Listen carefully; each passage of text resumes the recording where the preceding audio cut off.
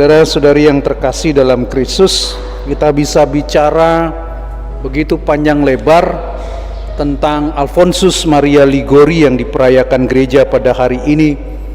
Seorang uskup, seorang doktor pujangga gereja, doktor eklesiae, pendiri kongregasi yang dikenal dengan Redemptoris, berkarya banyak di Pulau Sumba. Bukunya itu ada 111 dan sudah mengalami cetak sampai ratusan ribu kali. Jadi mungkin dia dianggap sebagai orang yang menulis buku paling laris, bestseller dalam gereja, sejarah gereja. Orang ini luar biasa. Dia warisan yang terkenal dari dia, banyak sekali warisannya. Kita bisa bicara banyak hal tentang Maria, karena itu kenapa namanya menggunakan nama Maria.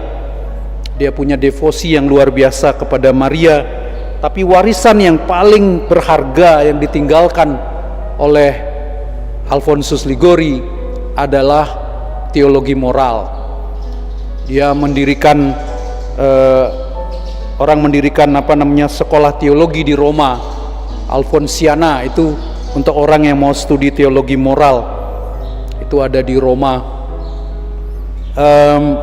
Tapi dalam kaitan dengan Jumat pertama, saya membatasi diri berbicara tentang hati, karena dia juga bicara tentang hati. Jadi teologi moralnya dia dikenal sebagai teologi moral yang berdasarkan hati. Di saat gereja sibuk dengan aturan-aturan yang kaku dan baku, maka Alfonsus Liguori muncul dengan semangat untuk mengedepankan hati. Saudara-saudari, bila dalam kitab Imamat yang kita dengar pada hari ini ditetapkan hari-hari raya Tuhan, hari Sabat, hari Paskah, hari perdamaian, hari raya Pondok Daun, dan lain-lain, semua itu adalah pertemuan kudus, atau diistilahkan dalam bahasa Ibrani Mikra Kodash.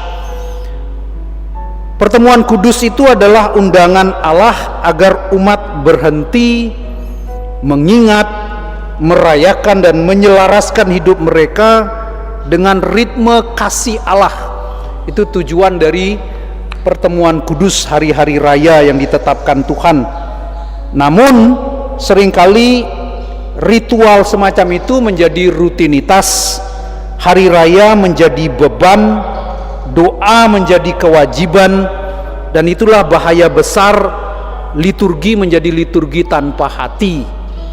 Kalau orang kemudian jatuh pada, ada umat yang mengatakan, Romo di buku tulisannya begini, kenapa Romo menyebutnya begitu?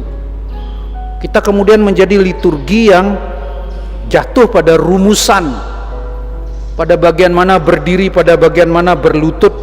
Ada umat yang khusus untuk mengamati itu karena dia baca buku. Kalau kita kasih tahu, nanti dia ngotot, di buku tulisannya bukan begitu Romo. Itu kadang kita capek kalau kita menghadapi yang begini. Saudara-saudari, Santo Alfonsus Liguori lewat teologi hatinya mengingatkan Allah tidak ingin upacara tanpa kasih. Ia ingin hati yang hadir penuh di hadapannya.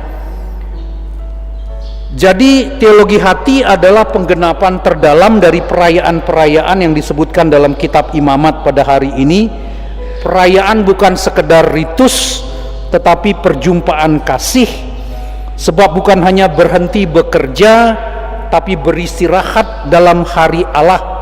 Hari pendamaian bukan sekedar ritual kurban, tapi pemulihan hubungan dari hati yang luka. Teologi hati mengajak kita, saudara-saudara, menyelami makna batin dari setiap perayaan, agar perayaan tidak berhenti di altar, tapi mengalir ke hati dan hidup. Lalu dalam Injil hari ini Yesus kembali ke kampung halamannya dan dia ditolak. Dari mana ia mendapat semua ini? Bukankah ia ini anak tukang kayu? Dan mereka dikatakan kecewa dan tidak percaya kepadanya. Inilah tragedi hati yang tertutup karena terbiasa. Mereka mengenal Yesus secara lahiriah, tetapi tidak membuka hati untuk mengenalnya secara batiniah. Tidak ada ruang dalam hati mereka bagi misteri dan belas kasih yang melampaui logika. Tragisnya, Yesus tidak mengadakan banyak mujizat di sana karena ketidakpercayaan mereka. Mujizat tidak bisa tumbuh di tanah hati yang keras. Disinilah teologi hati Santo Alfonsus menjadi terang. Ia mengajarkan bahwa iman bukan pertama-tama soal pengetahuan, tapi soal membuka hati kepada Allah yang hadir secara sederhana dan penuh kasih.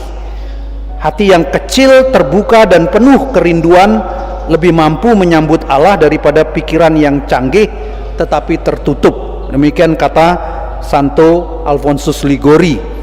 Nah, saudara-saudari, pertanyaan untuk kita sebagai bahan refleksi, apakah saya hidup dalam ritus tetapi kehilangan hati? Kita bisa tanya, apakah hati saya berkobar-kobar atau hati saya sebetulnya sudah ya biasa saja? Perasaan suami istri ketika jatuh cinta dengan perasaan sekarang kalau ditanya gimana rasanya lihat istri, seperti lihat gedebong, Romo, gedebong pisang ini. Lihat istri saya tuh gendut seperti gedebong katanya, seperti drum air katanya. Apakah saya mengenal Yesus hanya dari kebiasaan tetapi belum membuka hati untuk mengalaminya secara pribadi? Apakah saya percaya bahwa dalam setiap liturgi Allah ingin menjamah hatiku, bukan sekedar pikiranku?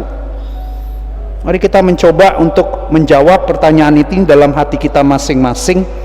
Seberapa kita sungguh-sungguh membawa hati kita pada sore hari ini ketika kita duduk mendengarkan Romo Denny bicara, hati saya sementara ada di mana, pikiran saya ada di mana, atau apa yang ada sebetulnya dalam pikiran kita. Teologi hati dari Alfonsus Liguori mengajak kita, menyadarkan kita pada Jumat pertama ini untuk kita memeriksa batin kita, hati kita. Semua menjadi rutin seringkali dalam hidup kita. Kalau kita bertanya kepada para suster, apakah rasa berkobar-kobar ketika menjadi seorang suster, menjadi seorang imam, itu masih ada dalam hati saya saat ini, atau sebetulnya semua hanya menjadi rutin? Ada pengalaman orang yang baru dibaptis dewasa berkobar-kobar, apakah kita masih punya semangat yang sama, atau semua ini semua hanya rutin? Mari kita memeriksa batin kita, kita persembahkan kepada Tuhan hati yang suam-suam, hati yang dingin, hati yang sudah tidak ada lagi rasa apa-apa, datar-datar saja.